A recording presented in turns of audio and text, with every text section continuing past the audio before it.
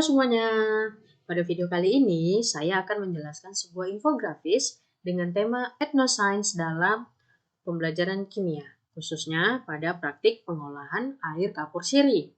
Nah, infografis ini disusun untuk mata kuliah pengelolaan sumber belajar, dengan tujuan menunjukkan bahwa pengetahuan lokal dapat dimanfaatkan sebagai sumber belajar yang kontekstual di perguruan tinggi.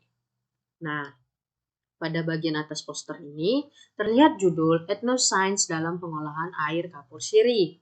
Tema ini dipilih karena air kapur sirih merupakan praktik tradisional yang masih digunakan masyarakat dan memiliki keterkaitan langsung dengan konsep kimia, khususnya asam dan basa. Nah, kira-kira apa sih itu ethnoscience? Nah, selanjutnya, pada bagian apa itu ethnoscience ini, dijelaskan bahwa ethnoscience merupakan pengetahuan lokal masyarakat yang berkembang dari budaya dan tradisi. Nah, serta dapat dijelaskan secara ilmiah. Dalam konteks pembelajaran kimianya ini, ethnoscience berperan sebagai jembatan antara teori yang dipelajari di kelas dengan praktik nyata di kehidupan sehari-hari. Nah, praktik lokal air kapur sirih. Nah, pada bagian praktik lokal ini ditampilkan proses pembuatan air kapur sirih, yaitu dengan mencampurkan kapuran sirih dan air, kemudian didiamkan hingga larutan menjadi jernih. Nah, praktik ini telah digunakan secara turun-temurun oleh masyarakat dan menjadi contoh nyata penerapan kimia dalam kehidupan sehari-hari. Nah, konsep kimianya bagaimana? Praktik air kapur sirih ini dapat dijelaskan melalui konsep kimia. Kapur sirih bersifat basah dan dapat meningkatkan nilai pH larutan. Secara kimia, reaksi yang terjadi adalah CaO.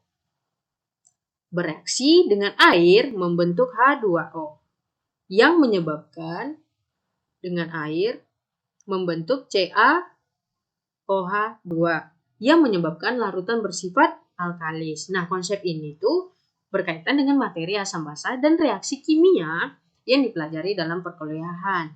Nah, apa sih keterkaitan dalam pembelajarannya? Pada bagian ini, keterkaitan pembelajarannya ialah ethnoscience, air kapur sirih relevan dengan beberapa mata kuliah seperti kimia dasar, kimia lingkungan, dan pendidikan kimia. Hal ini menunjukkan bahwa lingkungan dan budaya lokal dapat dimanfaatkan sebagai sumber belajar yang efektif dan bermakna.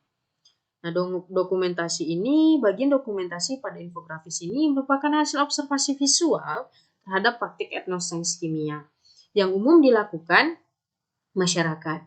Dokumentasi ini juga digunakan sebagai representasi visual untuk mendukung pemahaman konsep dalam pembelajaran.